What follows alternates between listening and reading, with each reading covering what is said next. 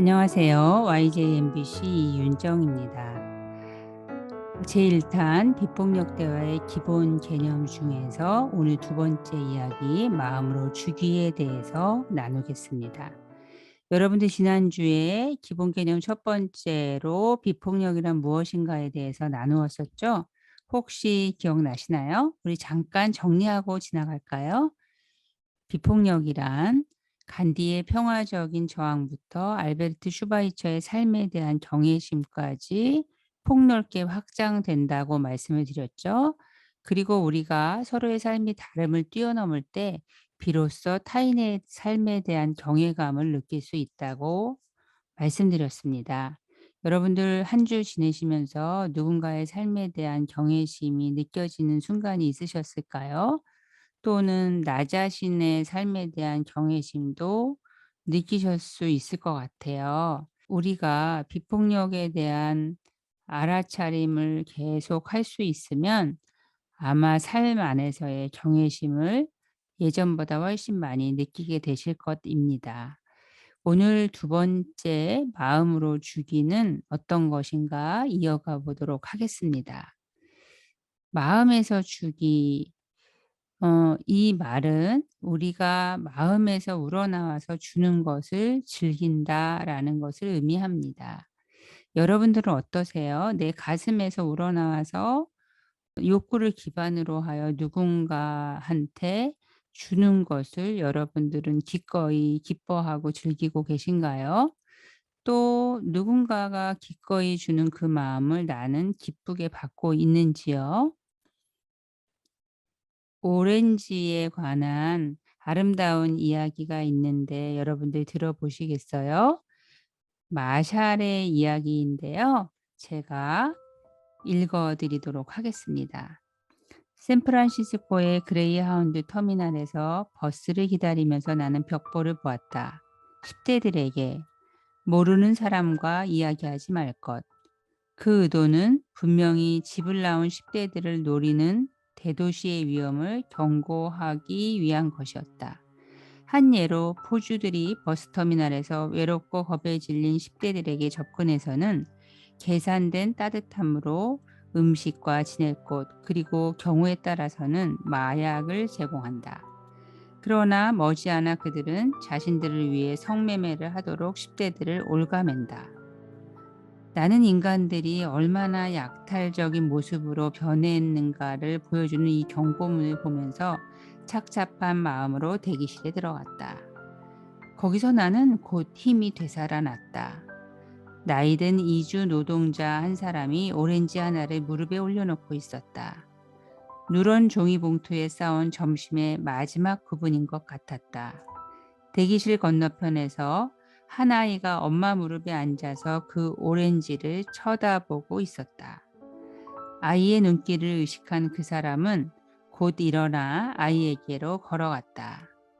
아이에게 주어도 괜찮겠냐고 엄마한테 먼저 몸짓으로 물었고 그 엄마가 미소를 지어 보이자 그 사람은 오렌지를 두 손으로 받쳐 들고는 입을 맞춘 다음 아이에게 주었다.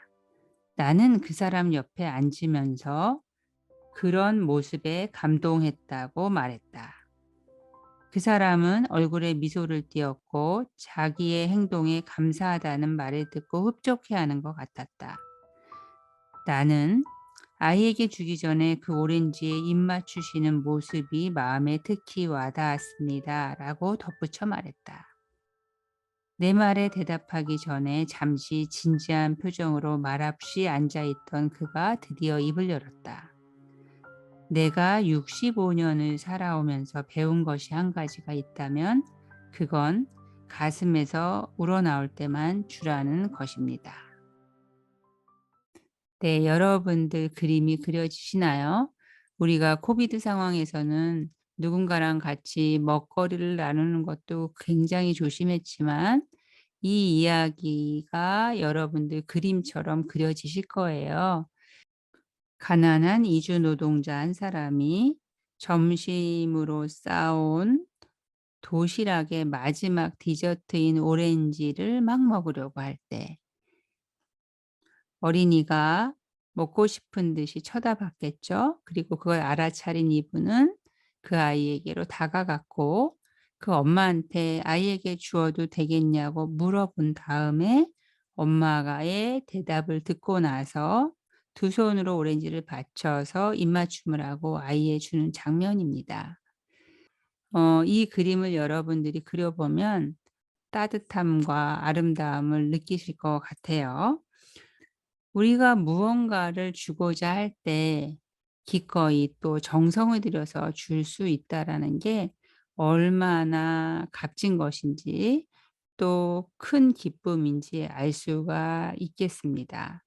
여러분들은 살면서 어떤 것을 누군가한테 기꺼이 주셨나요? 또는 누군가가 준 정성스러운 그 마음을 떠올리면 지금도 가슴이 뭉클하거나 깊은 감사가 떠오르는 분도 계실 거예요. 오렌지 이야기가 나온 김에 또 과일 이야기 하나 해 드릴게요. 이번에는 키위 이야기예요. 잊을 수 없는 키위 한 박스. 제가 이렇게 제목을 달아 봤는데 제 워크숍에서 어떤 분이 나눠 주신 이야기예요. 마음으로 주기에 대한 이야기를 나눌 텐데 그분이 눈물이 그렁그렁하면서 나눠 주신 이야기인데요. 이분이 임신을 하셨대요. 그 임신했을 때 직장 동료 중에 한 사람이 집으로 키위 한 박스를 보내줬는데 그 박스 안에는 "임신 축하해요. 임산부한테는 엽산이 필요하다고 하는데 키위에는 엽산이 많이 들어 있다고 하네요. 건강한 아이 낳으시기를 바랍니다." 이런 카드였대요. 근데 이분이 놀란 건 뭐냐면 그분하고 별로 친분이 없는 거예요. 그런데 회식 자리에서 뭔가 축하를 할 때 이렇게 지나치면서 들으셨나 봐요. 그리고 이분이 또 고마웠던 건 그분은 임신하려고 여러 가지 노력을 하는 중인데 잘 안 되는 상황이었대요. 보통 우리가 그럴 때는 민감해져서 다른 사람 임신 축하하기가 참 쉽지가 않잖아요. 그런데 그분은 기꺼이 그렇게 축하를 해 주신 거죠. 선물 받은 분이 키위를 먹을 때마다 그분 생각이 나고 그분한테 임신의 축복이 가기를 기원하면서 그 키위를 먹었다고 이야기를 해요. 그 키위를 받고 나서는 누군가가 임신을 했다고 하면 항상 키위를 한 박스씩 지금도 보내고 있다고 말씀하시면서 "내가 그거를 받아보지 않았으면 남이 임신했다고 그것을 주지는 못했을 거예요." 이렇게 말씀하시더라고요. 그 이야기가 제 마음에 남아 있어서 여러분들께도 나누어 드립니다. 우리는 기꺼이 가슴에서 우러나와서 주고 또 기꺼이 받으면서 서로의 삶에 기여하고 있습니다. 또 누군가한테 내가 가슴에서 우러나와서 준다라는 건 그분의 삶에 기여하는 것이 되기도 하죠. 오늘 우리 한번 실천해 볼까요? 누군가 한 사람에게 내 가슴에서 우러나와서 무언가 주는 행동을 그게 말이든 물건이든 또 따뜻한 메시지든 그분의 삶에 기여하는 마음으로 주는 행동을 한번 해 보면 어떨까요? 방송을 듣는 분들이 한 분 한 분씩 실천을 하면 오늘 뭔가 좀 더 따뜻한 하루가 될 것 같은 기대가 있습니다.